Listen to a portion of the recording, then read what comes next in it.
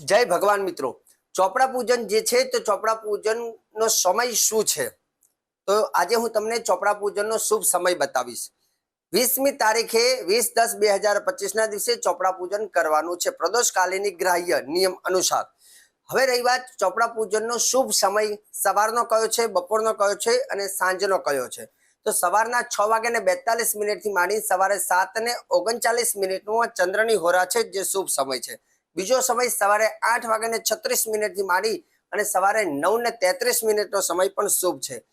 ત્યારબાદ સવારના 11:27 થી માંડીને બપોરના 2:18 જે સમય છે જ્યાં શુક્ર બુધ અને ચંદ્રની હોરા છે તો આ સમય શુભ છે.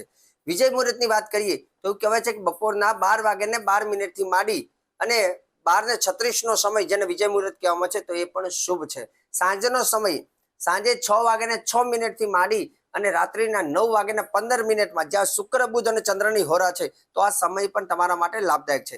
છેલ્લો રાત્રિનો સમય રાત્રિના 10:18 થી માંડીને રાત્રે 11:21 જે બૃહસ્પતિની હોરા છે આ સમય પણ શુભ છે. જય ભગવાન.